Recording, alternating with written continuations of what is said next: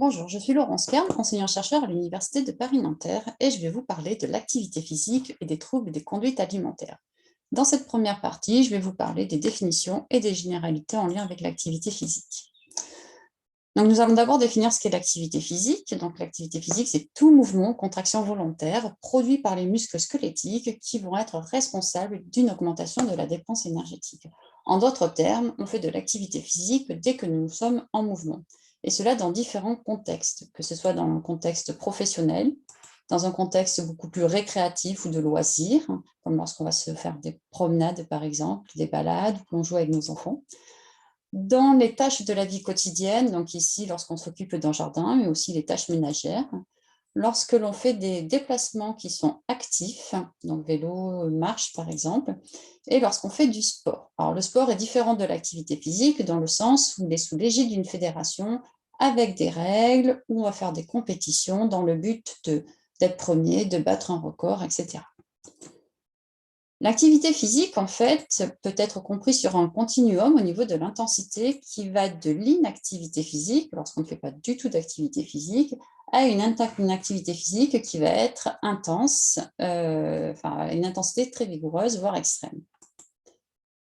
L'activité physique est ordinairement envisagée pour les bénéfices qu'elle apporte sur notre santé. Et il y aurait un effet dose, dépendant à la fois du temps de pratique et de l'intensité de l'exercice. En effet, au plus on fait d'activité physique, au plus on va avoir des bénéfices pour la santé, mais comme vous voyez ici, jusqu'à un certain niveau, il va y avoir un plateau, voire il va y avoir une diminution des bénéfices. L'activité physique à des fins de santé est donc bénéfique à condition qu'elle soit régulière, qu'elle respecte les règles de bonne pratique, par exemple avant une activité intense, un échauffement, mais aussi une récupération, par exemple.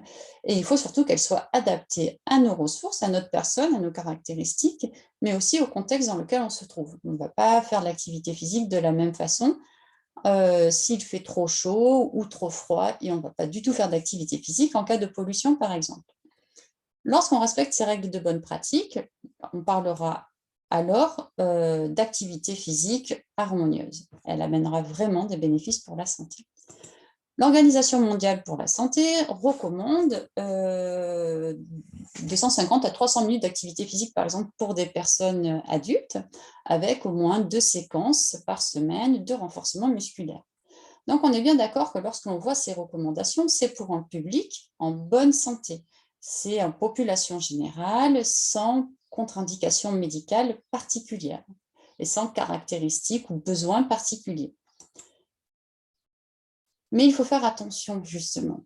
On est d'accord si il n'y a pas de contre-indication médicale, comme on vient de voir, s'il n'y a pas donc de dénutrition, puisque l'activité physique va générer un stress systémique additionnel à la dénutrition, et si l'environnement est favorable, par exemple, par rapport à la météo ou par rapport à la pollution. Si tout ça n'est pas respecté, l'activité physique peut amener, comme on verra dans la prochaine vidéo, peut entraîner des dangers et amener des complications.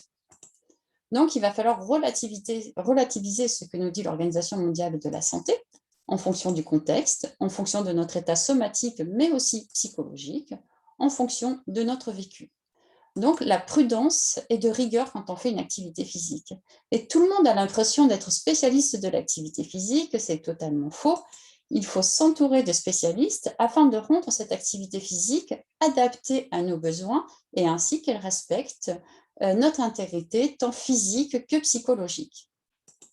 Je vous remercie